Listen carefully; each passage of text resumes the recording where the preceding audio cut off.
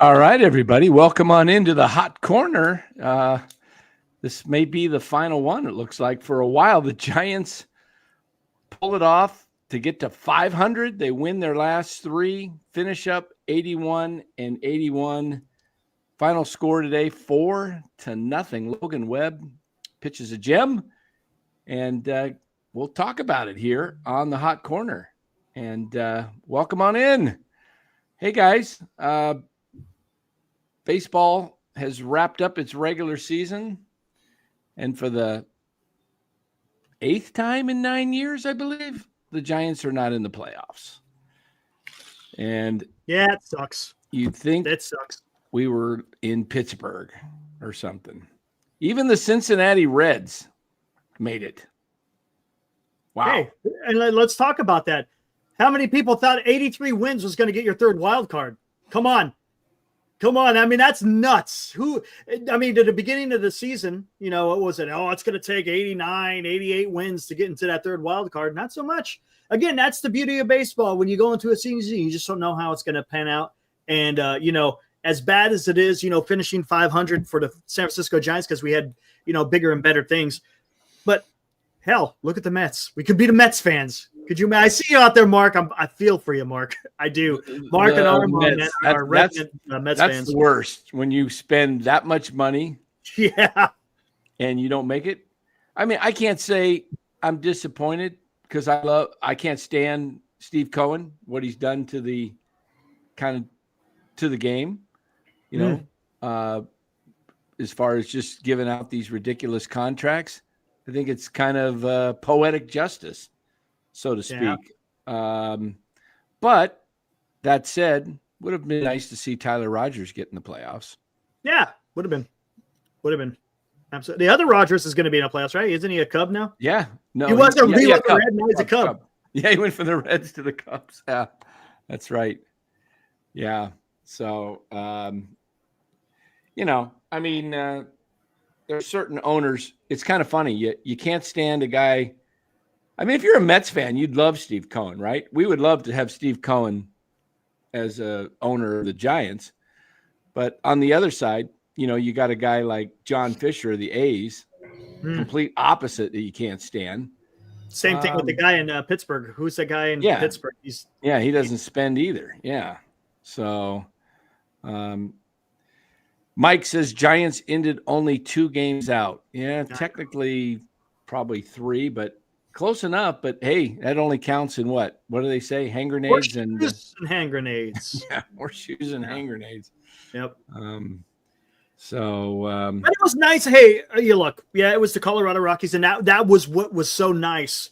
When we were getting there into the home stretch, we said, okay, the Giants, if they win the series in Arizona, if you split in LA, hell, and then you take care of business against the Cardinals and the Rockies, they had the chance. Unfortunately, it didn't work out. And look, the Giants finished 81-81. Could be worse. Hey, they finished 2 games better than last year. Hey, you want to look at the positives? But let's see. Look, there's going to be a lot of questions, and I already see it in the chat. I've been seeing it. God, Glenn, we've been seeing it in our chat for about a month. The big question is, and I see it right there with the first super chat, Fuji Simeon. Final prediction from all. Does Melvin stay on? That's the first thing that has to get answered before anything else gets done with the San Francisco Giants. So, Glenn, Glenn, what do you think? Well, does Melvin stay or go? I could see this organization keeping him on board. It's just the way they do things, right? There's always an excuse. It's not his fault. But I've said it over the last week when I was doing the show in your absence, and we had some great talks, me and the chat, about it. Hey, thank you. No worries. I think that I hope you enjoyed your nights out. Man, I think that this team has to go with a younger, fresher look at managers, somebody who, I don't even know what to say, Eric, Lou, Dan. I mean, I get your points of view, but did you see Bob Melvin do anything to make the team better? Did he manage any differently than he did last year? Well, we were all contemplating whether it was, hey, is it Farhan Zaidi pulling strings and, setting this roster and righties, lefties? And I didn't see a big change from last year's predicament to this year's. So Bob Melvin is the man who's pulling the strings, the same as last year into this year, throughout this year. And I don't think he just didn't get the job done. And you got to answer to that, Eric. Yeah. Yeah. Lou, what say you? Melvin stays or goes? Well, it's a two-part question. One is because I wanted to bring up how important the manager is. I think Buster will play it safe. I don't think Buster has the balls to fire him, but because especially what he did in season, True. And he's going to use excuses after excuses after excuses, and he's going to play it safe. And I want to bring up one thing about two managers and why their teams made it and why we didn't. Cincinnati Reds don't have as much talent as us, but they have a great manager, a proven winner. And everyone always says, oh, who are we going to get? We could have got him last year. There was no reason why we couldn't have got Francona. Okay. Then you go to Seattle. Okay. They have Dan Wilson. Okay. The guy earned it through the minors. He's now there. We have a guy that's been managing, and everyone thinks he's good because he's been managing 11 years. He hasn't won he's never won a series. He's never won the title, and I think managers mean a lot. But as to the question, I think Buster has no balls. He's going to bring it back, and he's going to be safe. Oh, you're muted in. Oh, who's managed 11 years? Melvin. Oh, he's been in manager for like 20. I mean, yeah, I'm just saying, he hasn't had a winning record in 11 years. I mean, with the Padres, they couldn't wait to get rid of him. With the A's, he had better talent. Well, I think he's been mediocre at best. I hear you, and I agree. But he did get to the National League Championship Series with San Diego. Did he win? No, but he said he. Okay. He didn't win. I said he's never won. No, you said he hadn't won in 11. He hadn't got anywhere in 11 years. We did San Diego a favor. We took him off his hands. Melvin, I agree, is way behind. But like to the question Eric asked, I don't think Buster has the balls. Buster's going to play it safe. All right. I think he gets dropped tomorrow.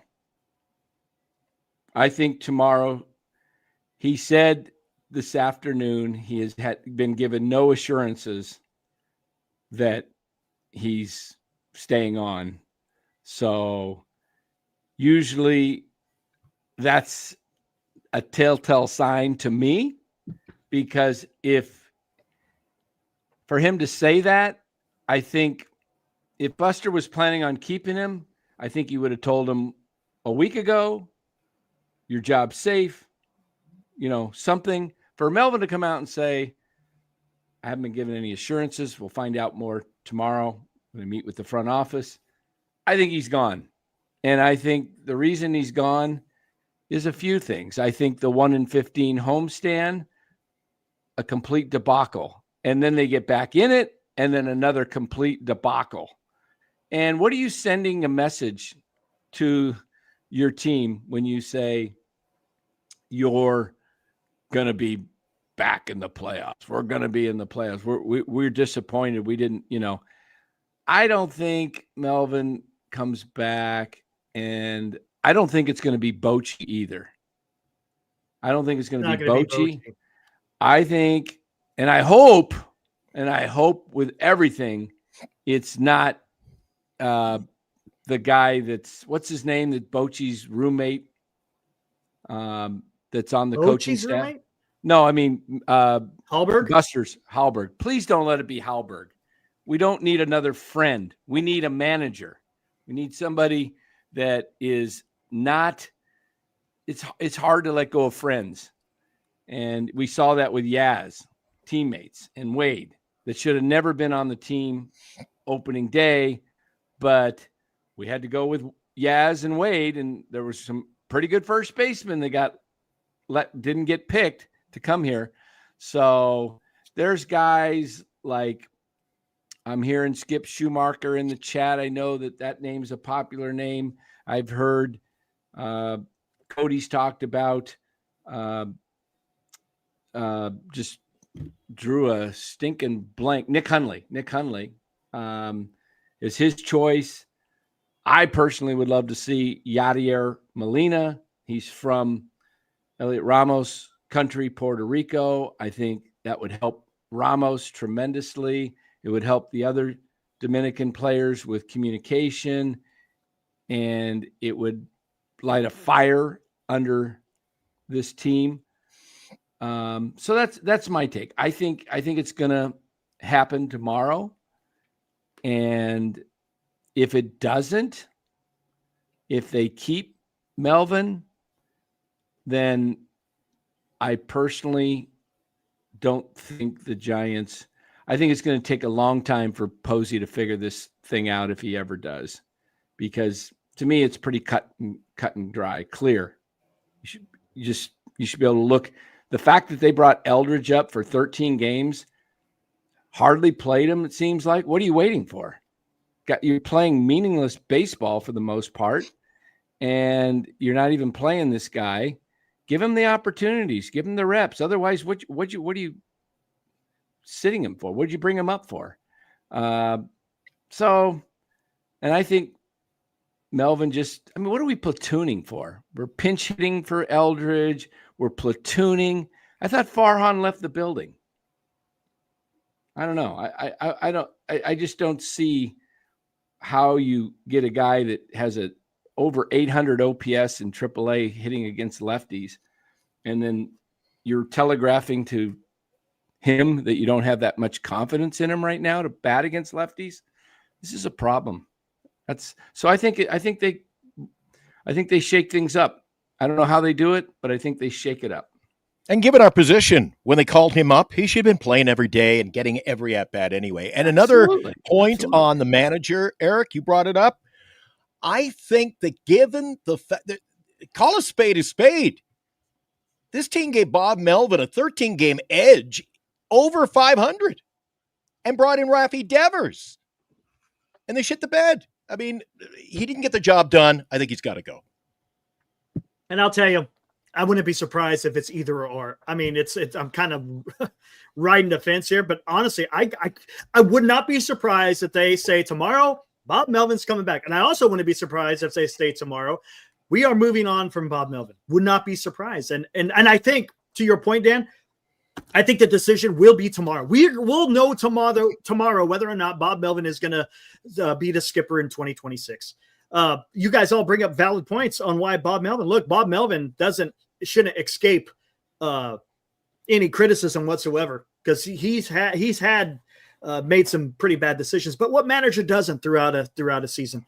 And if you look, and I saw the same thing that you saw too there, Dan, where they were asking him about, whether or not he's got any reassurances, and he said no. It is what it is what he said at the end of his statement. Doesn't sound like a vote of confidence. Zach Manasian made some interesting comments also during the middle good point. I'm telling you, it really wasn't a vote of confidence. It was, hey, he's great, he's done this, but there wasn't really a vote of confidence. So why did Buster come out and give him that vote of confidence? Hold on, I'll tell you why. I know why. I think he should have just kept his mouth shut. No, I think he was trying to put out a fire, because the team was already scuffling. So why create a bigger burden upon the team when we're questioning the manager? So basically he put out the fire. So then no one has to worry about it the rest of the way through until the end of the season. And now we could start talking about it. So I think he did it as a way of putting out a fire. So good on Posey on doing that, because now you can figure out, hey, let's see what happens the rest of the season, because the team went on a tear and then they scuffled again. But, yeah, we talked about this when they gave him the extension, or not. I guess they exercised his option or whatever he had. Right. And I said it was a good move at the time, simply because it took the pressure off. And I said it doesn't mean he won't. Exactly. It means nothing. Because, man, look, you're talking a couple $1 million, whatever. You're talking a couple $1 million or whatever Melvin's make. That's nothing to an organization like this. Farhan got paid got paid last year. Yeah. Right. Because they got rid of him, but they still paid him. It's going to be the same thing with Melvin. If they did pick up the option and they got to pay him, well, guess what? They'll pay him the couple of $1 million that he's probably owed. And then they move on if that's the case. And here's another thing. But here's another thing. You see a lot of players come out today. Willy Adames, Matt Chapman. And look, Matt Chapman's got a bigger relationship with Bob Melvin than Adames, but everyone said, even Logan Webb came out and said, hey, this wasn't on Bob Melvin. This was on us. And that's great to see that at least the players are going out there and saying, you know what? Hey, we needed to execute a lot better than what we did. And look, there's truth to that. The team did fail at times because they did not go out there and play their best baseball. At the end, what did let's talk about the bullpen. What did Bob Melvin have to go to after the trade deadline? Not a whole lot, especially after Rodriguez had to go down for surgery. You had no other options, and you had to rely on a leaky Ryan Walker, and I don't think he's going to be part of the Giants next year. That guy can't. He's got great stuff, but my God, he cannot command it. So I think he's gone. But look, and this is what happens. Unfortunately, you can't fire players, but you can fire managers. And again, I would not be surprised. I kind of got an eye on what's going on here. Maybe we'll see something interesting. I know people talking Skip Schumacher. He's going to be the next manager of the Texas Rangers. He's already Bochy's going to probably go. And then Skip Schumacher, isn't he a special assistant to Chris Young over there in Texas, if I'm not mistaken? I believe he is, yeah. Yeah, so he's probably going to be the next manager of the Texas Rangers.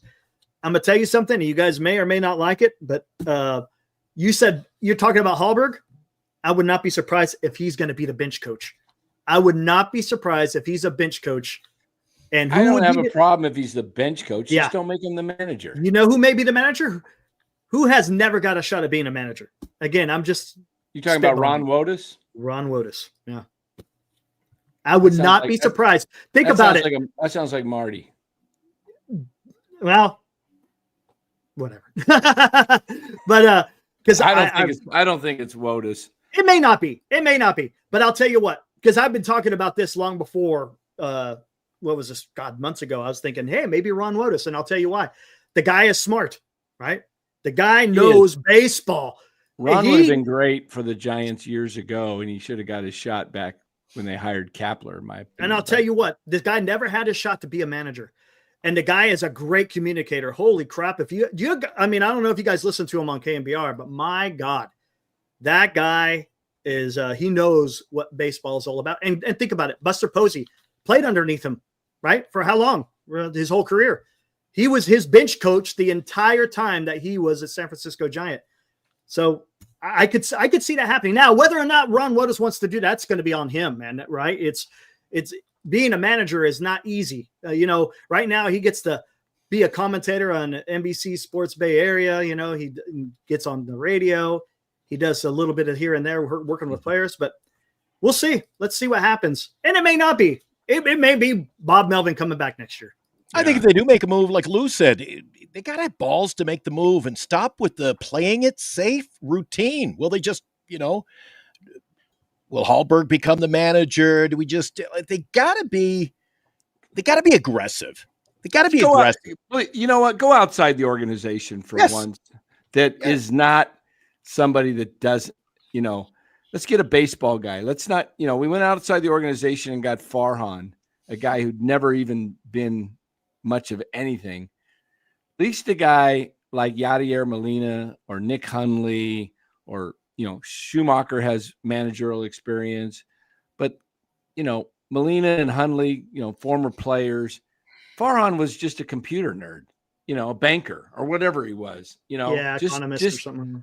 Yeah, we don't need guys like that. Any coaches, Fuji says, any other coaches on the staff gone, i.e. like Burrell? Absolutely. Burrell's gone. Burrell's gone, even if Melvin comes back. Book it. Yeah. Yeah. I don't think he comes back. I don't think Burrell, he doesn't have a chance. I think hell freezes over before that guy comes back as a hitting coach. What do you guys think of, we're talking about a couple things, the speeches. Give it up for, Willy Adames didn't waste any time on the last day of the season. Bats first to get some extra bats and drives the first ball. Pitch. It was the first pitch of the game, and he hits it out.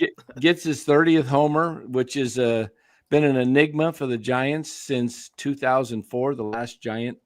I heard a stat today. I think the Pirates have had 6 players that have hit 30 or more home runs in that span. And it took the Giants 21 years to have somebody hit 30 home runs.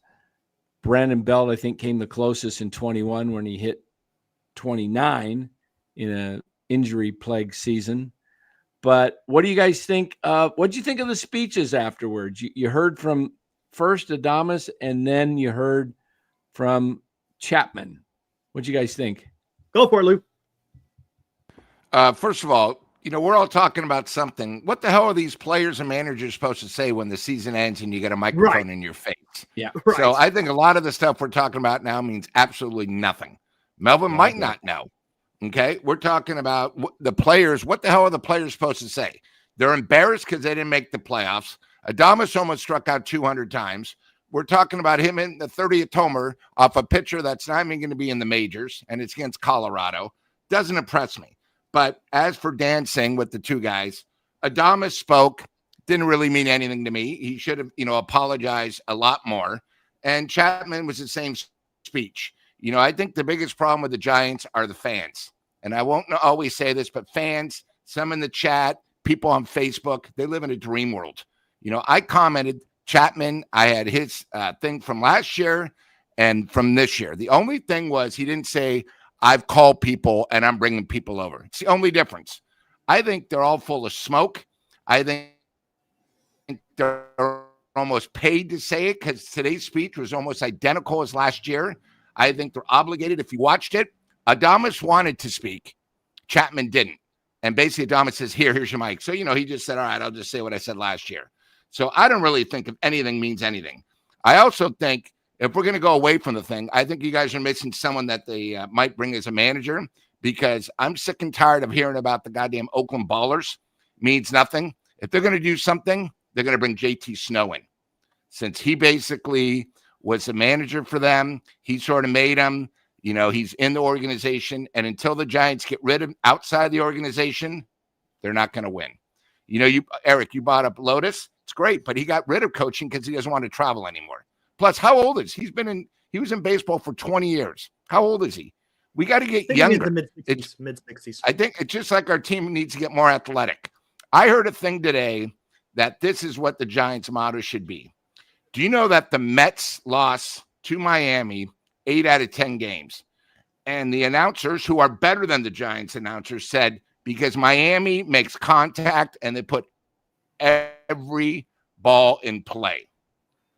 Right? And I went, oh, my God, that's what we've criticized the Giants. That's why a team like Miami already realizes what it is to take the next step. We don't. We still have a team that strikes out too much. We do little things that we get excited about nothing. It's sort of pathetic. Here it is, another year. The only good thing happened this year over last year, we finished third. And that's because Arizona didn't play any of their starters. They traded their two best guys. This team has so much work to do. But, I think we're in trouble, guys. Even if we get rid of Melvin, I think they need to get rid of a couple of the players too. I think we have way too many 4A players. I think we have a problem where we have 2 or 3 guys that are actually identical players. The only difference is the position they play in the infield. That's it. They're all basically the same guys. A guy today got upset at me today talking, oh, well, Chapman, you don't know what you're talking about. What do you mean I don't know what I'm talking about? Go over the last 2 years of runners scoring position. The average fan thinks Chapman is great. It's like Susan Slusser, okay? He's not great. He's an above average player. But when you have 4 guys that are above average when it comes to defense and offense, you're going to get a 500 team. Dan brought up a stat 2 weeks ago. It's now 510 games. They're exactly 500. If you go 400, they're 200 and 200. This team has not taken a step to get better. And let me tell you something. Everybody else is going to do whatever it takes to get better. We're going to play it safe, Glenn's favorite word. Yeah, and you know what? You bring up good points there, Lou. Not only, though. I mean, we're talking about the manager. I think Eric's dead on. Was it you, Eric? Said tomorrow, 10 a.m. Boom. It's got to be done. This can't be something that has, let's all sit down and figure out, should we keep the manager? You got to know right now. Yeah. Are you keeping him or is he moving on? You got to know now. This isn't let's just break down the season, figure it out. You know what you had. You know what he did.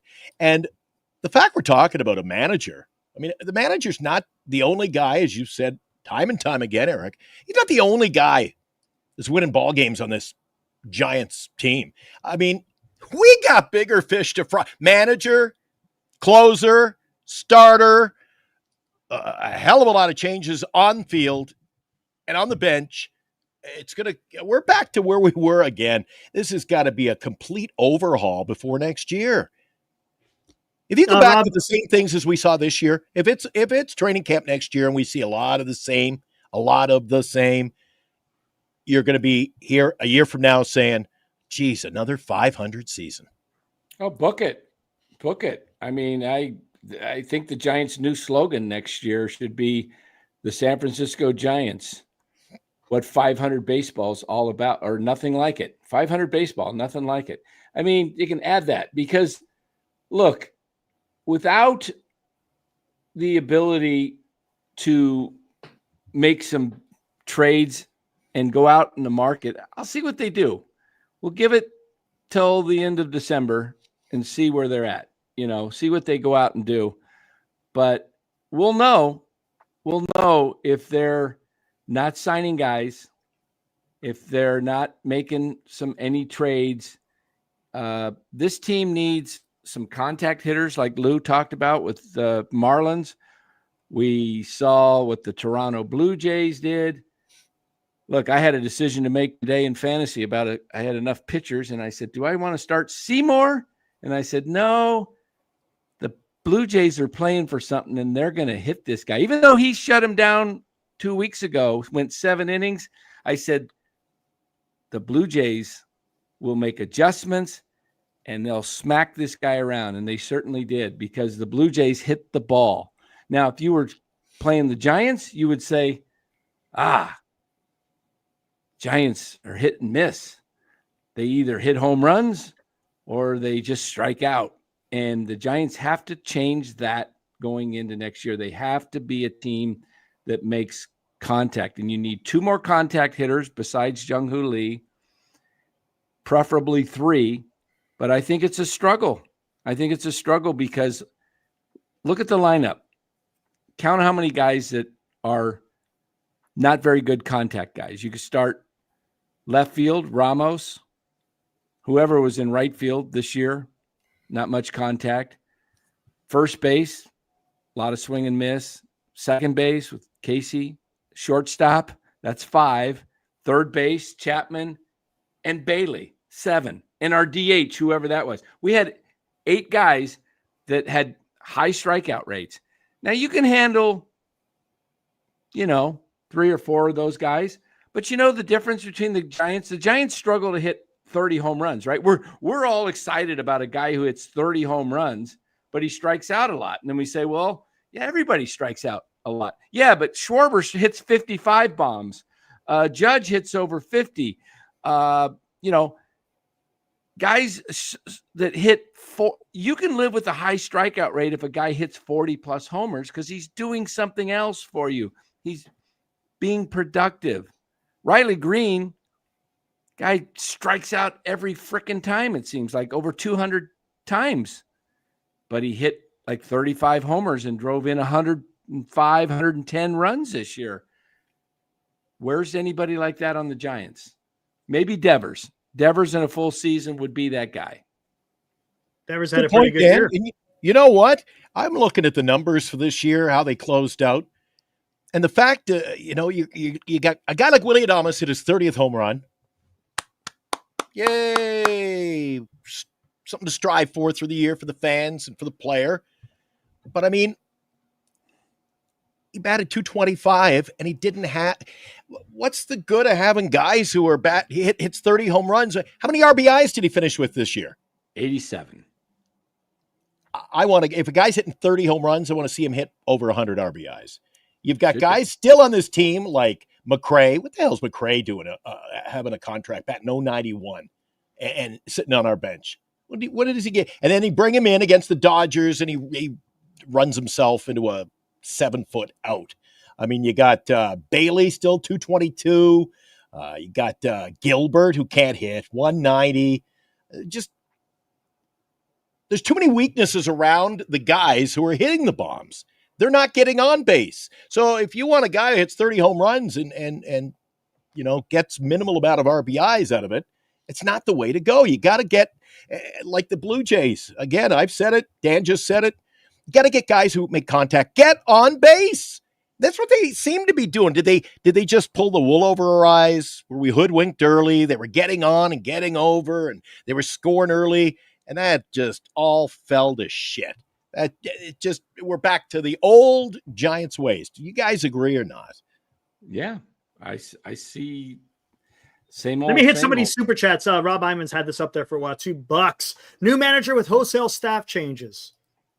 Oh, clean house. All right. Fuji Simeon, $2. Any ideas / players to get to rebuild the bullpen? They need a whole new bullpen, not rebuild, a whole new bullpen. Yeah, they need like 6 or 7 guys new down there. Closer, first and foremost. We have no closer. Giants don't have a closer. You're going to have to go out there and get one. Now, I don't know if it's going to be through a trade or free agency. I'm guessing Edwin Diaz. I'm guessing Robert Suarez. They're both are going to probably opt out and get paid. Devin Williams, is his contract up, or is it going to have to be a trade to get Devin? He's a guy that may be out there. Again, I don't know if he could get a trade. That would be something. I don't know. But yeah, I agree. You're gonna have to get some bullpen arms. But you know what? Getting bullpen arms is not hard, and it's not going to cost you a shit ton of money. It just isn't. Where the money's going to cost is in the starting pitching, and if you want to upgrade second base. Well, Eric, do you think that this is a team that has, we just fill a couple of spots, bring in a few new faces? I still think this is a complete overhaul. And the fact the Giants will never, the word rebuild is never in their mantra. So the fact that they are afraid to do something dramatic as far as complete rebuild, build a winning team, they just keep dropping pieces in. And I don't like McRae. Well, McRae, wouldn't we have said last year at this time, why would we bring McRae back on this team? He's just a wasted roster spot. It's just a wasted spot. The only problem, the only reason why McRae is up because they just had no other outfielder to get. That's the problem. They don't have enough in their system. Exactly. Time to rebuild this thing. Well, McRae is a non-factor in all this. So he's a bench player right now, and that's the only he's the least of our reason. You could got to get a right fielder, got to get a second baseman. Those are the 2 position players you have to get. Yeah, you could get Raciel Iglesias from Atlanta. He's a free agent, and he won't cost as much because he's older. Kenley Jansen's a free agent. Dan, there's a problem. Dan, why do you say that? Well, he won't cost too much. Go out and spend the money and get the good players. They are going to. I don't want to hear anybody saying, well, he won't cost. They got the money to spend. And I think they're going to go spend. Hey, can I say one thing? You guys keep talking about these players. There's probably a half a dozen that shouldn't even be on this team. That wouldn't be on any other team. That's the problem. I mean, you look at all these guys that we have, they're average at best. And we got to get rid of these average at best players. I think it's embarrassing that, we have McRae still on the team, just like Yaz. You're talking about Gilbert. Gilbert's not a starter. We have no starter. He's like the 25th or 26th player on a team. I don't give a shit if he's if he's Mr. Excitement and everything. Who cares? If it doesn't give us wins and he can't hit, doesn't mean anything. We have too many players like that. It's like our bullpen.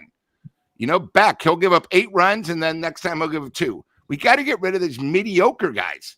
Well, the problem is we're happy with mediocre players. We're happy with being 500. Forget that crap. We got to do something to get better. I'm not sure what it is, but too many times we play it safe, and again, we talk about all these situations, but these are the Giants. For the last 8-9 years, they've done the same thing. We can't blame Farhan anymore. You got to blame maybe upper management, but it's the Giants. It's the way to do it. They're happy with the attendance. Me and Dan the other day spoke, except for the Yankees opening day, weekend series, and the Dodgers. They don't have, I think, only one team all weekends are going to be good. They have Colorado twice. They have Atlanta. They have Detroit. They have the White Sox. They have one of the worst home schedules on the weekend. So they're not going to get $3.4 million. And they're going to have to put a product on the field to get the attendance. So it's going to be a test where they got to do something. The other thing is we haven't even bought about Eldridge. I mean, I think one of the things, were you guys happy with Eldridge up in his at-bats? I'm fine with his at-bats. I was not anticipating him. 3 for 28 with 13 strikeouts. Lou, he's 20 years old. So you guys got to remember, this is the new superstar. Lou, he's 20 years old. What do you want him to do?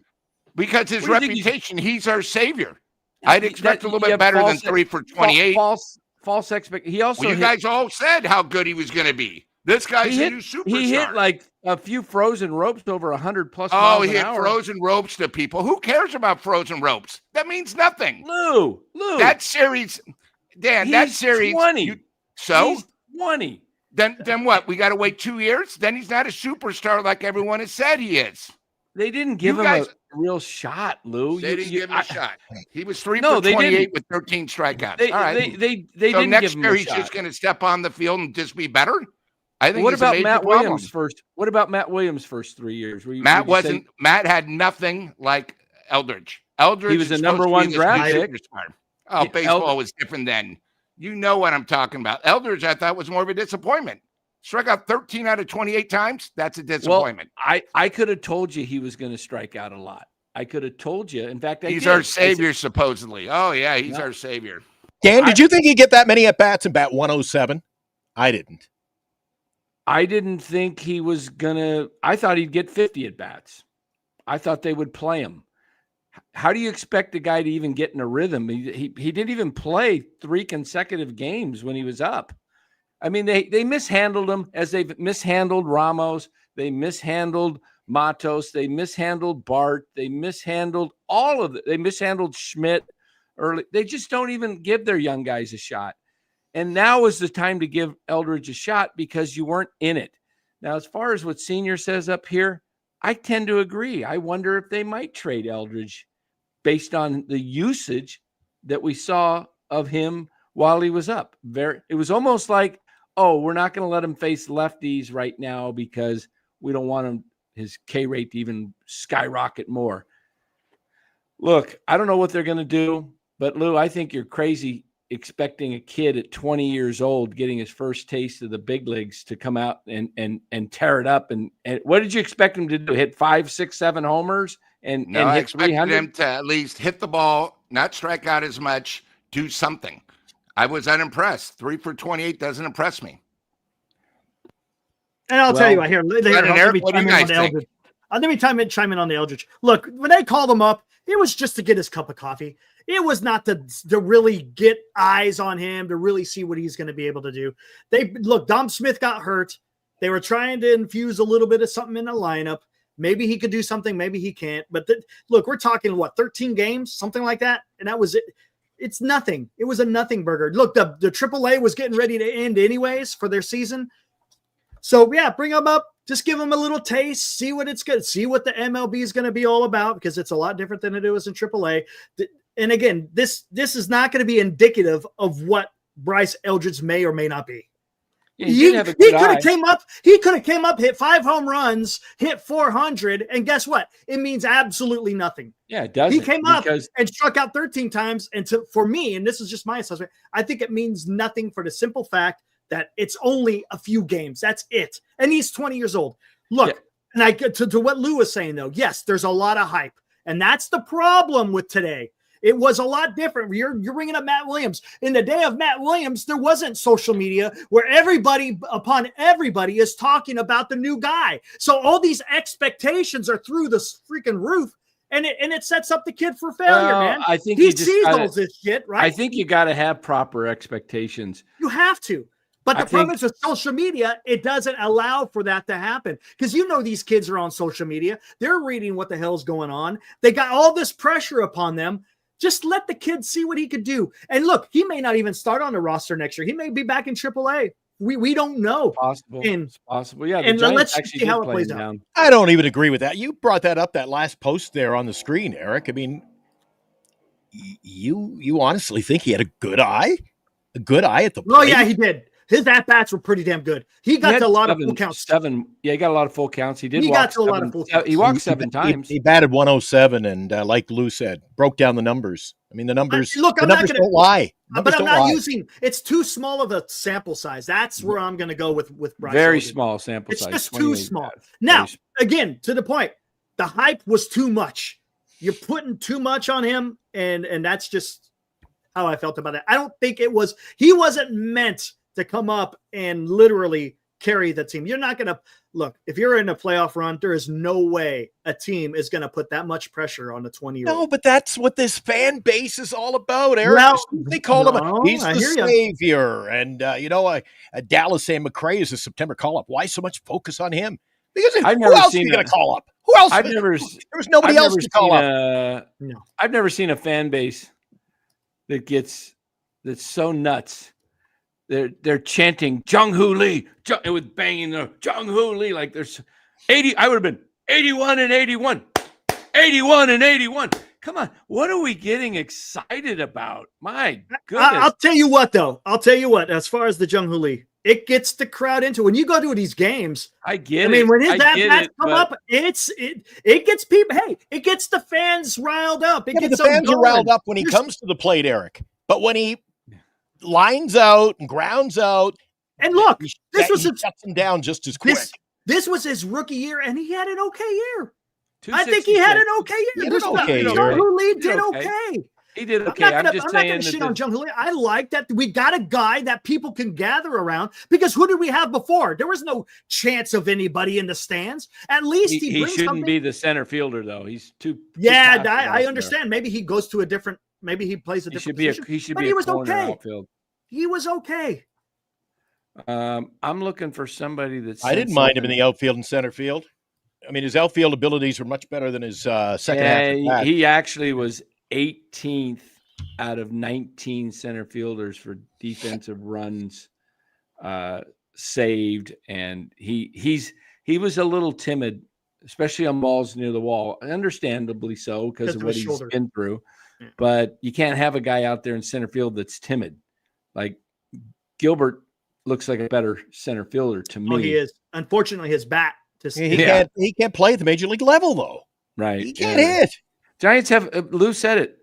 4A, or maybe it was you, one of you two, Glenn, or 4A players. The Giants have had 4A players for years, and they specialize in 4A guys. They finally got a star in Devers. Adames is a above average player, but he's not a star. Chapman is slightly above average, but he's no star. He's a star on defense, and we all Google and gaga over his defense, which is unbelievable. I get it. But do you guys get excited when you see bases juiced and you see Chapman coming up? Does that get you going like, oh boy, we're going to score here? Or do you go? But that is the fan base and their misconception of what a good player is. I mean, I'm sure on your chat, it's the same as ours on a nightly basis. I think the Giants fan base think Patrick Bailey is the best catcher in baseball. He could go for all I care.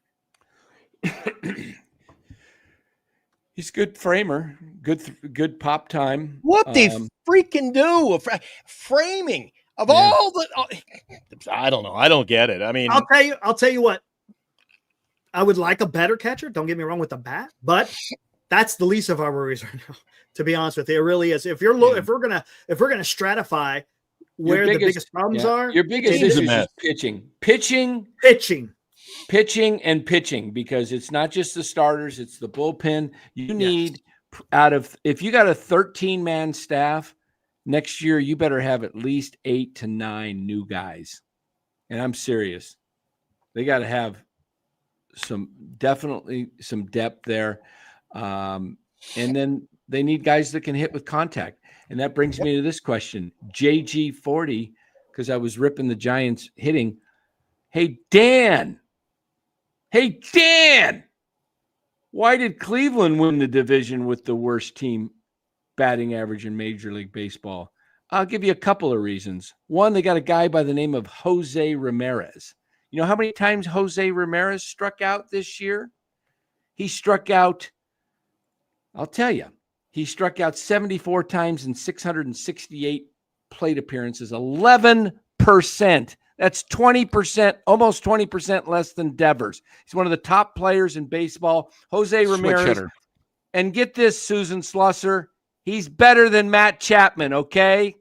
Susan, if you're listening, you're probably not, but Susan, Matt Chapman is not better than Jose Ramirez. Learn baseball, please. They also had another guy by the name of Stephen Kwan.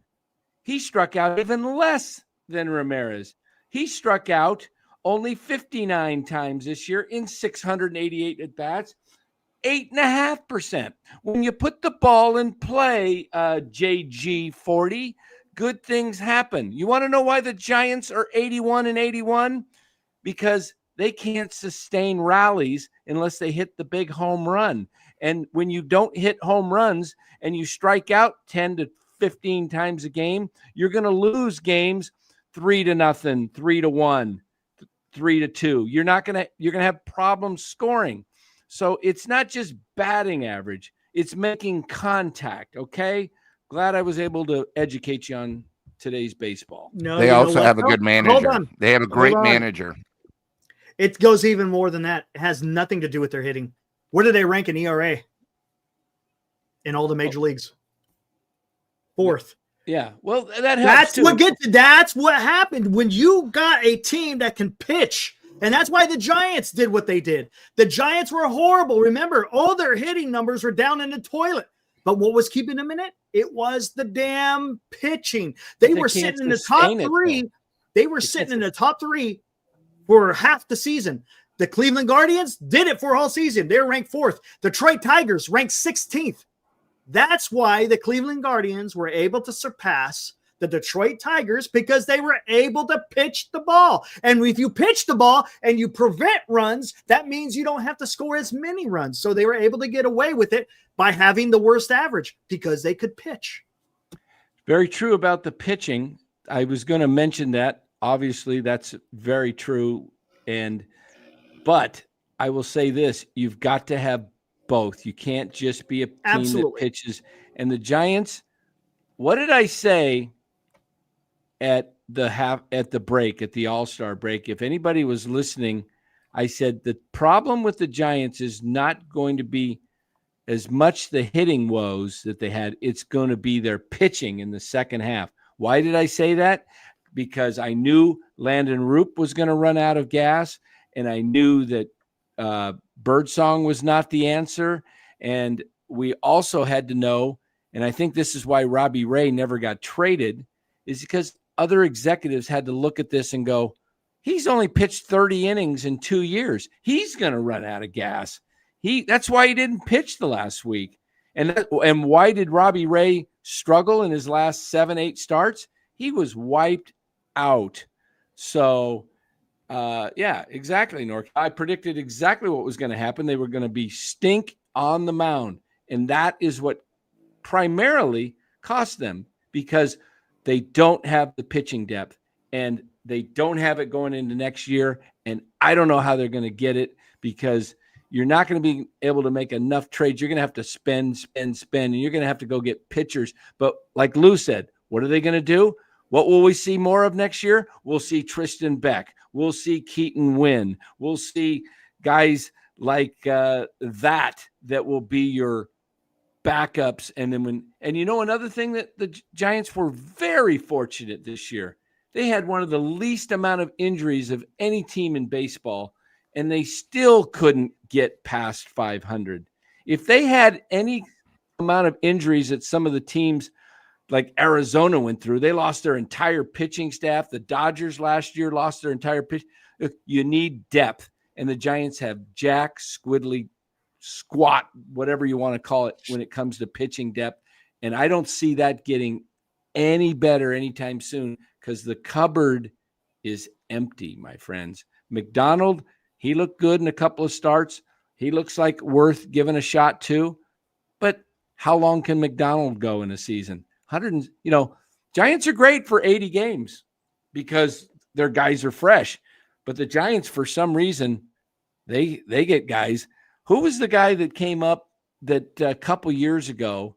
He was pitching for the Giants. It was, and he said, "I'm tired." It was at the break. I think it was it the guy that used to pitch for the Dodgers? And he was, forgetting his name. Forgetting his name. Yeah, that's what he said. I can't remember who it was. Yeah. I was like, it's only you're not even halfway through the season, dude.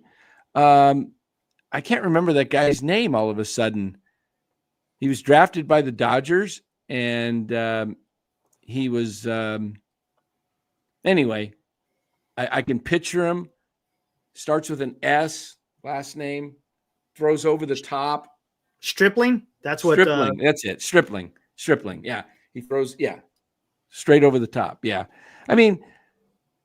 Giants need 10 starters going into next season, 5 starting rotation, and they probably should, if they can't fill the bullpen with, a better bullpen, they're going to have to. Oh, and DeSclafani was the guy that also used to make excuses too, that he was tired. I think it was. I think it was DeSclafani that said it. Was DeSclafani, not Stripling. DeSclafani, yeah. Sorry, Ross. It wasn't Ross. Yeah, it was DeSclafani. He was tired. Giants don't have real buildup of pitching. And I think that's going to be a huge problem going forward. And until they fix that, that's why I think the Giants, I don't think all the problems the Giants have can be fixed overnight. That's just me.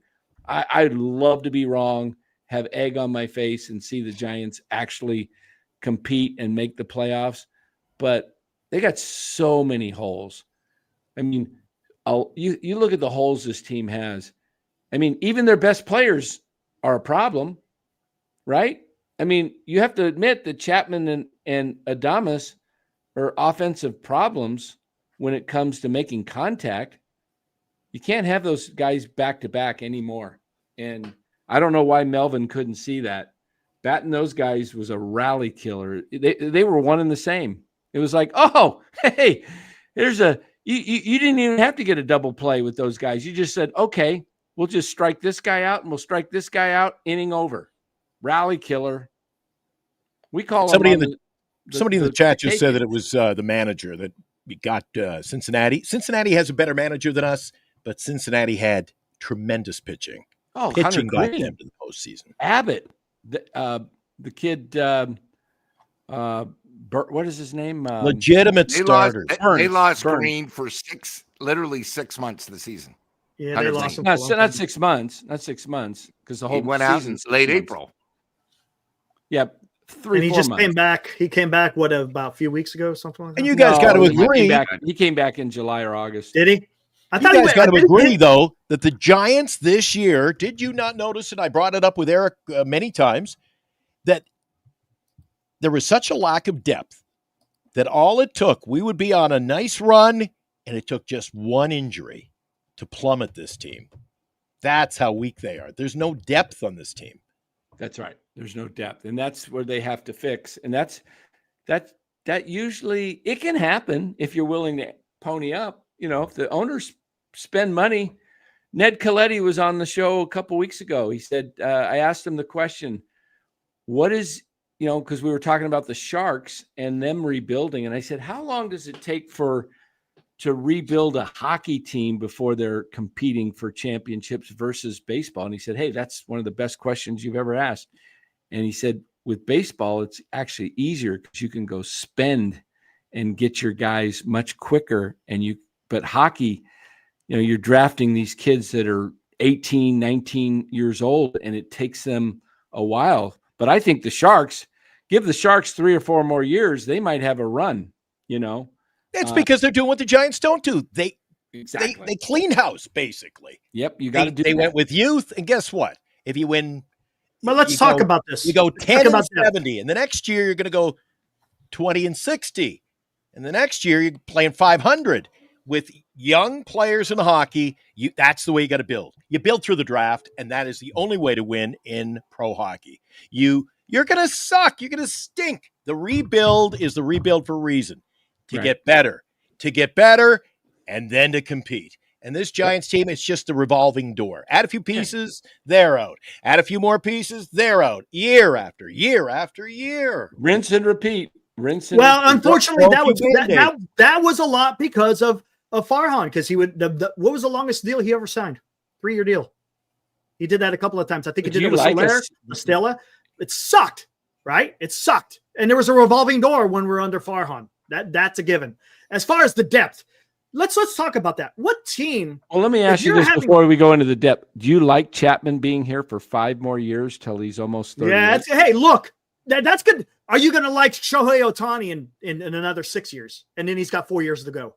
You see what I'm saying? That's the way the MLB contracts are today. They're all long and they're all overpaid. That's just the way it is. There's a chasm between Ohtani and I get it. Chapman.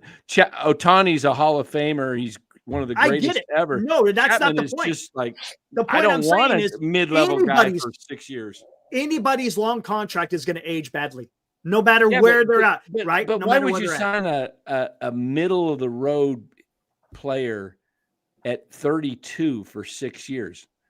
I mean, Ohtani was what when he signed that contract? I hear you. Could they have done a better job? Yeah, I agree. They could have done a better job, and maybe instead of outbidding themselves, they probably could have done a better job. But whatever, it is what it is. And we're stuck with Chapman. We're stuck with Adames, and I don't mean it to sound bad, but yes, do you want them to be better with the bat? Absolutely. Look, they got the power. Right? We all got it. They all got the power. Both of them, one of them hit 30 home runs. The other one hit 21.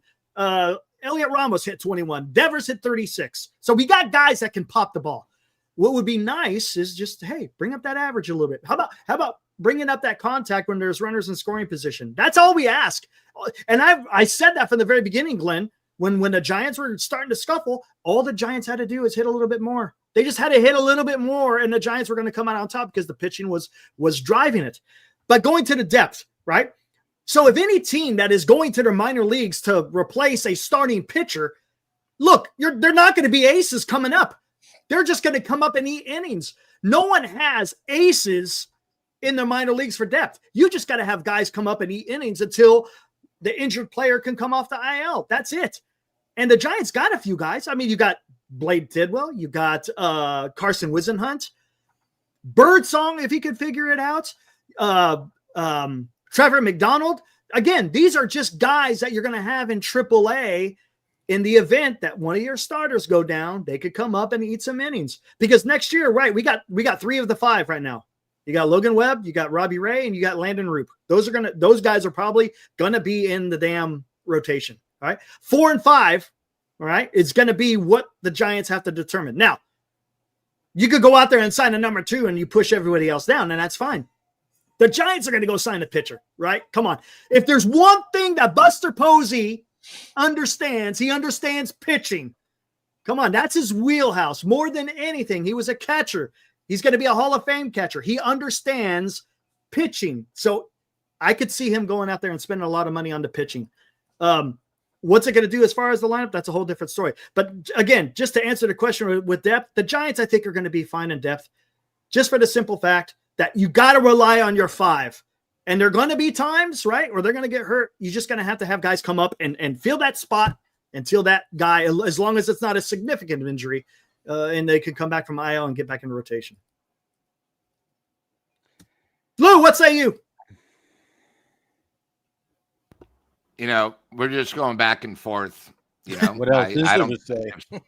If something happens tomorrow, I'll be a little surprised. I mean, I'm hoping, but you know, I think the problem is, you know, I see in the chat guys are hoping we bring back Dominic Smith. Now, he was good, but I think he's better as a guy off the bench and maybe, you know, as a pinch hitter. But I don't see him as a starter.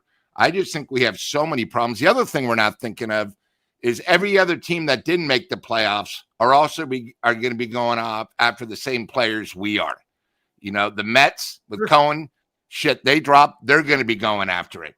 You know, in our division, San Diego, Atlanta's going to be healthy. You know, that's the other thing I was going to bring up. Atlanta's going to be healthy. That's one less position, wild card position next year when we start. Because if they're healthy, they're going to be a wild card team. So, you know, that's the other thing is I think a lot of times we're dreaming, These are the Giants. And why I got so upset at Eldridge is, for the whole last year and a half, we've been hearing about this guy, and the Giants are the same way. We just do enough. That's my biggest problem. Like the offseason, we got Adames. Okay. We got Devers, but really, we don't get Devers if we don't pick up the contract. But now we're stuck with 4 fat contracts. We can't have our cake and eat it too. And a lot of our stuff is excuses. We have guys that strike out too much, but we have guys that can hit home runs. I think the big problem is I don't think we have enough pitching. I know when I went to the ball game with Eric, we spoke to Marty, and one of the things was, what do you think about Verlander? Should we sign him? I think the Giants should sign him. But if I'm Verlander, do I want to come back to the Giants where right now they have no bullpen at all? They don't have a closer? After what they did for me, it's going to be worse next year. Why would I sign a 1-year or 2-year deal? I'm a Hall of Famer. I want to go to a winning organization. I want someone that has a great bullpen. I mean, I could see him going like, oh, okay. Why doesn't he go to San Diego? I think if he he goes go back to San Diego. He would have had 9 more wins. Watch him sign with Houston. I'm just saying outside, there's a lot going on. I just hope the Giants do it. But before I forget, because I know we've gone over an hour, I just really, because I do a lot of work with Dan, Eric, and Glenn, I just wanted to say thanks. Because, I don't know whose idea it was to do Hot Corner. I really enjoyed our friendship. It was great to meet you guys at the game. All 4 of us, the Hot Corner went. It was good. And, it'll be tough. I know that, we'll probably do a few things during the baseball playoffs, but I just wanted to say thanks, guys, because it was very enjoyable working with Glenn and Eric. So I just wanted to make sure before I forgot, it was really fun and get to know you guys. Hey, Lou, let me ask you something. While you were giving your little soliloquy there and your deep, dark feelings about this team, don't you think it is time for the Giants and their fan base to stop with put players around guys like Chapman? With his numbers, you got to put Chapman around star players. It's the way I feel. This is interesting. Yeah, the Giants didn't have very many draft picks this year because of who they didn't signed. And you can't rebuild. If you just go sign all these guys with big, fat contracts and it doesn't work out. Look, we've seen how this works out. We saw how the Cubs got rid of look what the Cubs did after they won the World Series. And what was it? Just a couple years ago, they traded all their guys, Baez and the Big Five they traded within 2 days of the trade deadline, the Big Five. Yeah. They made a decision, and look where they are. Look where they are, and look what the Giants are. They're in the same stinking spot, 500. You got to pick a lane. And if the Giants go out and start getting free agents with guys that have qualifying offers, going to be very difficult to get good players in the draft when you don't have any draft picks. So, all right, how about this? What did the Giants pick last year in the international draft? Well, you don't. There is no pick. You can get whoever you want. Right, but who did they get? What rank was the guy that they got last year? Oh, they got the number 1 ranked guy. Yeah, they did. But what are they going to get this year? They're going to get a top guy this year. They're going to get the number 1 guy. But how long are those guys away from? Those remember Matos and Ramos were highly ranked. Same thing with Luciano. Yes. Yeah. But Luciano, how did they but that's part of the draft. You got to also include that. Yes, it's a long game. Look, the draft is a long game, but the Giants are getting something done with the international draft. Unfortunately, we're just not going to see it in the near term. Glenn, you talked about it with hockey. It takes a long time, right? It's the same. With baseball, a little bit different, right? Because you could spend money and get it in the short term. You could do trades, do it in the short term. Also long-term, depending on who you trade for. For the draft, it's always long-term, unless you're going to get a guy. Supposedly, as D-Shot's talking about the Luis Hernandez, did you know that guy, supposedly, they're talking about him. As soon as he gets signed, they're expecting him to be in the majors in 3 years. That's how good that this kid's supposed to be. He's got an overall rating, if you want to do the whole, the 80, the scale. He rates out at a 60 or 65 overall. The guy is amazing. So we'll see what happens. And it's good that the Giants are doing this because it's better for the club. Let's see what happens.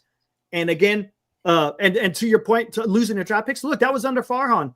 We lost those draft picks under Farhan. Now they've gotten underneath the CBT. Now the Giants aren't going to lose any more draft picks in the next draft, and they could start cooking. Now, unfortunately, it's just going to take some time. It's just not going to happen overnight as far as draft picks are concerned. But you can go out and spend and make your team good in the near term.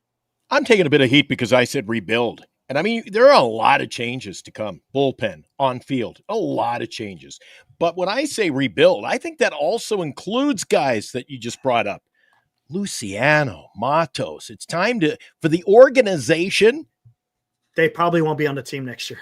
By the way, Green Bay just tied it up at the end of overtime. Games ends in a tie, 40-40. What a game. This organization has got to look at its entire depth when it comes to rebuilding. I mean, there are guys in the mind. How long are you going to keep these guys, Luciano's still there. Luciano's still there. Matos still there. Are they part of the organization? Really? Playing games with them. It's time to move on. Yeah. Look, and again, it's like mediocrity. Oh, well, we'll just keep them around. Play it safe. I would rather this team make all the moves necessary. And if they fail, at least they made the moves. But to play it safe and say, yeah, we missed the playoffs by, like somebody said, we missed, what were we, 2 games out, Eric? 2. It could be 20 for all I care. Eric, because if you don't win and you don't get in, it doesn't matter whether you're 1 out or 100 out. It don't matter. Eric, you know what? Colorado, somebody mentioned Colorado. Lou, you mentioned Colorado earlier. They were the worst teams ever. We're no better than Colorado today, right now. They didn't make it, and we didn't make it. Eric, you mentioned that the Giants, you think, are going to spend a lot in the offseason. I think so. What makes you think? Is that just speculation on your part, or $160 million is all they're at? That's it. And they spin up to what, right. 217 this year? There's no right. And then that CBT goes to 245. I think they get up at least to 220, right? At the minimum, they get to 220. So in the trade deadline, if they got to pick up a contract or whatever, they got the wherewithal to do that. And if they don't, it's a real eye opener, isn't it, Eric? If they don't, it's a then if they don't, that's a whole different bag of. Yeah. I think ownership has put money into this team the last 2 years. And they took on the Devers contract. They ponied up for Chapman, Adames, Lee, Webb. How many bigger contracts? And if you're going to go out and get a player to come to San Francisco, we know pretty much for certain they're not getting superstars in free agency. No, because they don't want to come here. So what do you got to do? You got to go get mid players and pay them like they're almost superstars. How much do you think it would cost you to get Bichette?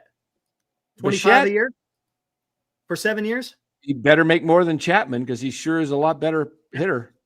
I think you could do that. And So then you know what else the Giants need to do? Take advantage of freaking deferments.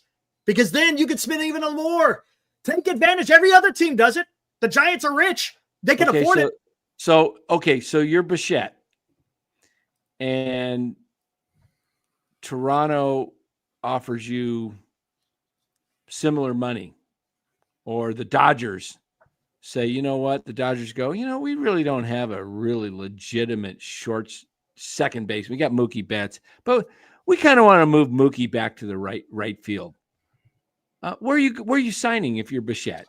Yeah, and absolutely. I mean, if you're competing, Giants can pay, but do these guys really want to come? I mean, I get Adames jumping on 7 years. He probably like, oh crap, no, I didn't think I was going to get 5 years from anybody. I'm getting 7, and I'm, and where do I sign? I mean, Chapman, as he's trying to run out the door and into free agency, they chase him down and they say, hey, wait, don't leave, don't enter free agency, please. What do you need? We offered you 4, now you want 6 years. All right. Well, we'll give you 6. Oh, and Boris says, I want a no trade clause in there too for protection. So Farhan's like, nah, I don't want to do that. That's a little too much. And Posey's like, Chapman. We'll give you the no trade clause. Now you got Matt Chapman, who's going to be 33 next year and is declining with his hitting. He's still pretty athletic and he's top of his game defensively, which is only, part of the game.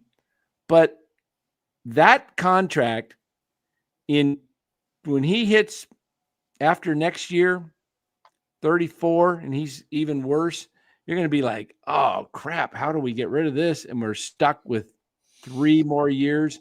Wait a minute. This is next year, year 2. So year 2. After year 3, you got 3 years left.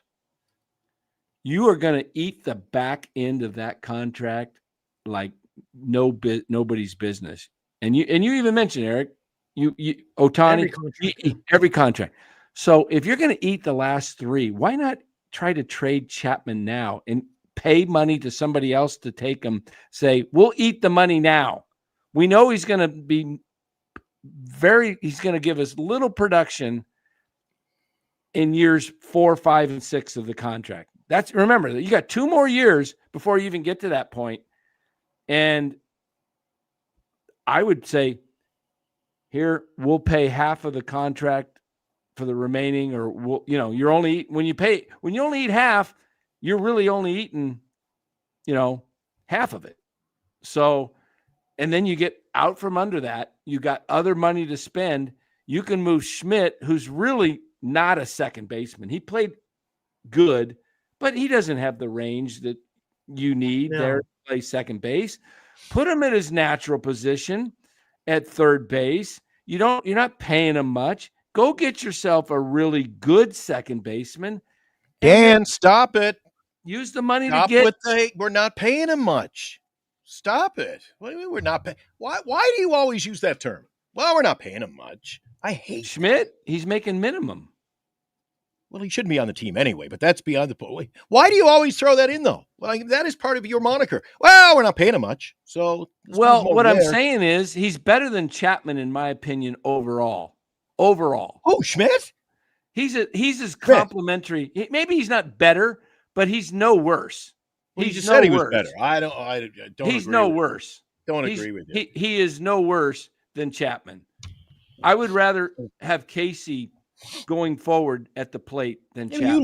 You love Schmidt. I like Flores, dude. I'm going to see. I'm going to miss him. I'm not but saying at the end of the day, Flores should have got the All-Star break. I'm not saying Casey's an All-Star, but what I'm saying is you're paying Chapman $25 million a year to strike out when it counts. And yes, he saves you runs defensively. He's excellent. I give him credit for that. But pitching and defense. But Schmidt is a very good, sound third baseman. And he can play the hot corner. And if you let him play his position, you're going to get excellent defense from Schmidt at third, and you're going to get as good a production offensively as Chapman. That's what I'm saying. I'm not saying he's better than Chapman, but look, they pretty much batted about the same batting average this year, but Schmidt has less strikeouts and he probably had more home runs per at bat than Chapman is my guess. So, one of the benefits of getting a guy like Bo Bichette, I brought it up with you the other week, Eric, was the fact that I call it the Hawk mentality. The Hawk. He's up around 32 or 33 years old. No, 27. He's 27. There you go. He's 27. So you got 27-year-old guy. If I'm him with the injuries I have sustained this year and last year, got to think long-term and think, hey, I want to be like Andre Dawson. I want to go play in a real pasture, not on turf, this hard cement turf like they got at the Rogers Center in Toronto, Atlanta, San Francisco, Los Angeles. I want to go play on real turf, and I'm going to get more out of my body, and I'm going to have much, much more sound career playing in a real ballpark. And here's the thing. I think you could lure him here. And they can afford him, Eric. Right. Look, the Giants, they landed Carlos Correa. $300 and something million. They were willing to pay. And I think that the Giants will have, will they have to overpay? Sure. But yeah, Bo Bichette, I would love to see him at second base. Right now, right field or outfield in general, I don't know how they're going to. There is no good free agent outfielder out there. None. Unless you want to go get Conforto. Hey, Insane, you want to come on the show here right now and tell me to shut up? You want to come on this show right now? You're welcome to come on and tell me to shut up. I think I have the mic. Well, we do that. Here, let's Hey talk guys, about this. I do want one thing. What happens if Toronto wins it? Do you think he's going to want to leave? That's a good question. And look, I mean, he's always said he loves playing with his best friend anyway. He and Vladdy have been together forever. And he Vladdy says, just I signed want a to play with massive deal. Vladdy. So I'm just bringing that and up. then that's the Toronto's thing in it. So Blue Jays have spent a lot of money. Now, could they go spend more? They could. I don't know whether or not they're going to be willing to, but they've spent with Santander, with Vlad. And so, I mean, they've spent money. Remember, Bichette also played with Chapman. So, again, there's something there as well. They could both be and look, there's a little difference between a superstar and Chapman. Oh, absolutely. No, I understand. Right. But I'm just saying that they played together, so they understand each other. Now, you're going to have to sign him because, look, his numbers at shortstop isn't that great. It isn't. I'm talking about Bo Bichette. He would be better at second base because his arms are not as strong, if I'm not mistaken. Okay. Insane. If I'm dumb, how come I won fantasy baseball 2 years in a row? Huh? Did you win it? No, you didn't win it. Yes, I did. No, you didn't. Marcus won it. No, you didn't. We innings pitched. Half of those. Nope. Half they of those all count, numbers. Eric. They all count. What are you talking about? They all count. You got to know the rules. I won it fair and square. I knew you'd think that. I won it fair and square. I had a strategy, and I pulled it off, and Marcus finished in second. You watch tonight when everything settles, those innings will count. Mr. Commissioner, what say you? No. Dan, the one good thing is you only did baseball fantasy, so we don't have to worry about football. So. Yeah. Anyways, let's talk about this. I'm not worried about that. Here we go. No, Wild card set, guys. Yeah. Here we go. Tigers versus the Guardians, 1 p.m. on ESPN. Padres at the Cubs, 3 p.m. ABC. Red Sox at the Yankees. That's going to be a hell of a series right there. 6 p.m. ESPN. Yes. And then the Reds at the Dodgers. 9 p.m. So it says games 1 and Tuesday. So are they the same time both days? They might be. I know sometimes they do.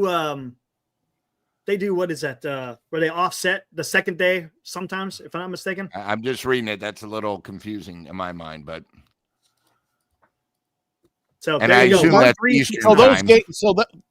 Tuesday and it's Tuesday and Wednesday all the same time. Well, there you go. That's what Jeff is saying.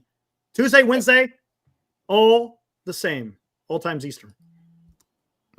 Yeah, 108, 308, 408, and 708.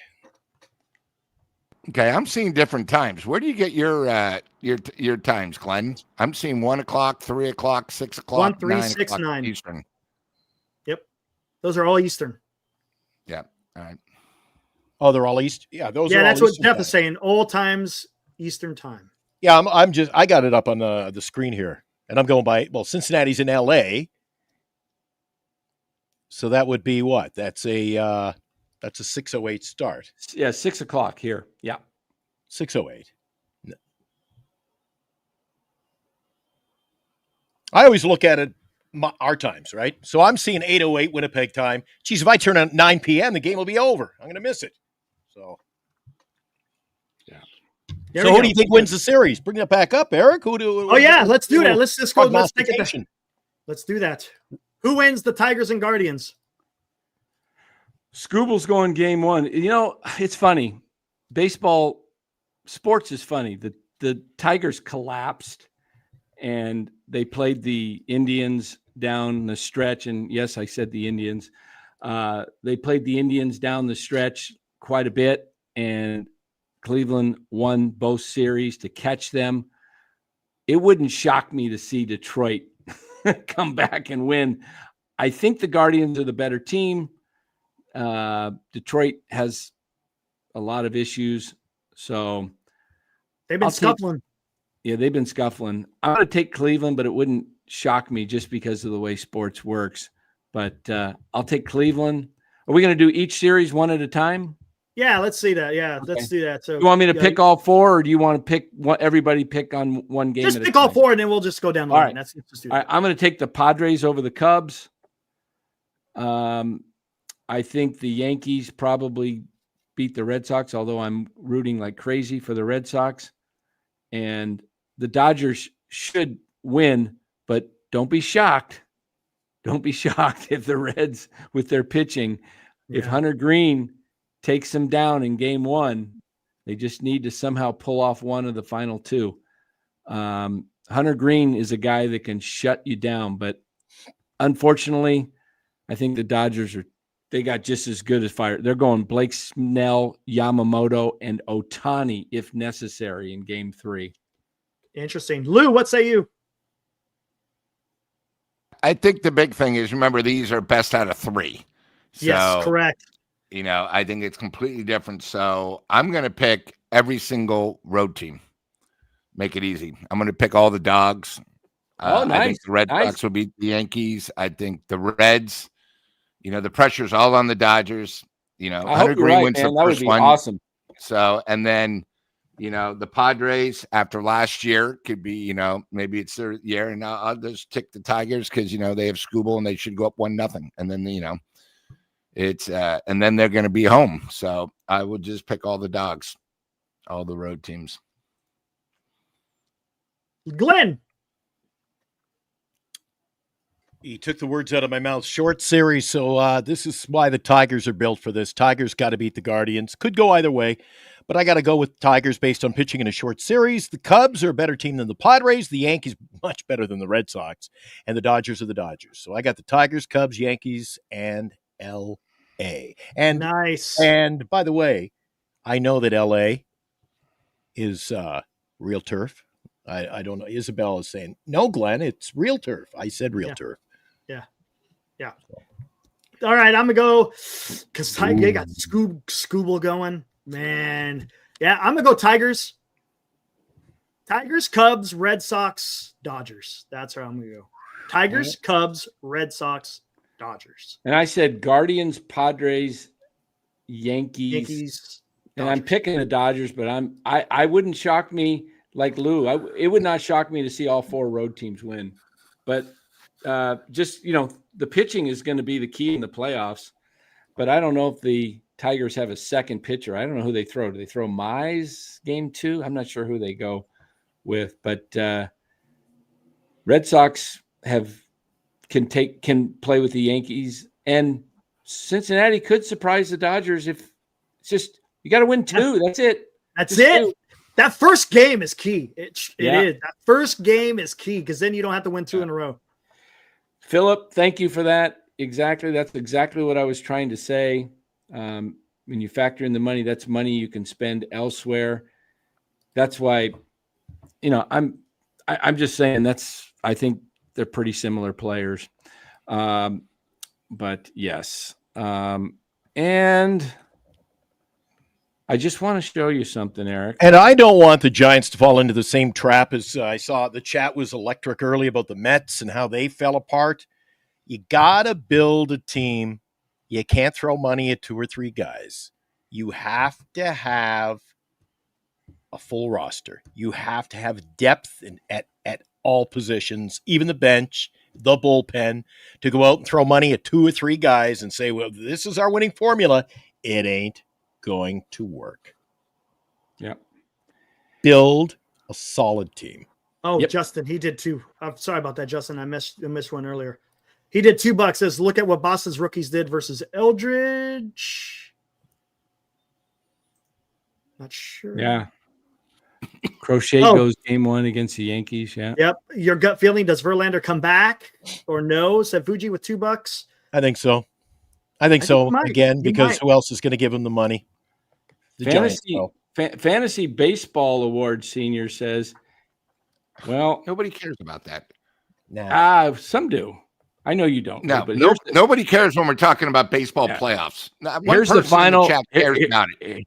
Here's the final standings. Who's the final standings? And those numbers will log in at 1:30 tonight. How many innings pitched did you have left?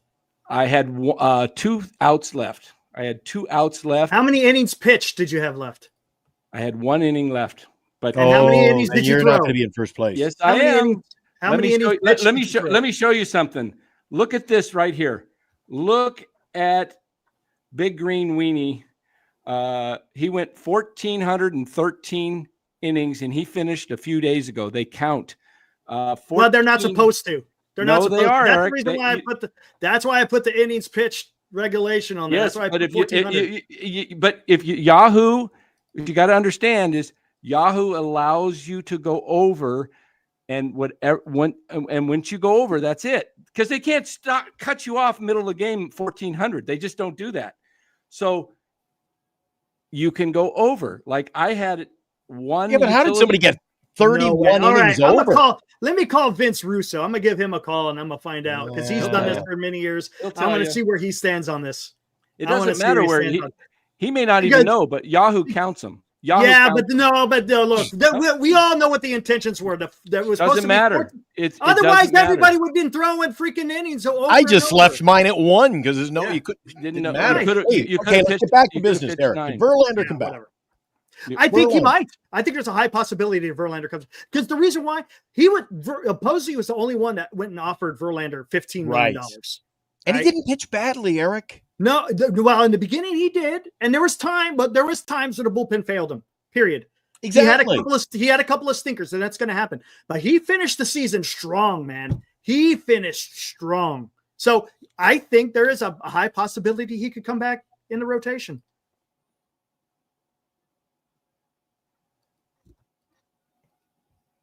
All right. Real baseball gets underway this week. What's that? Can't wait. No, I do. I can't wait. Lou, what do you think about Verlander coming back?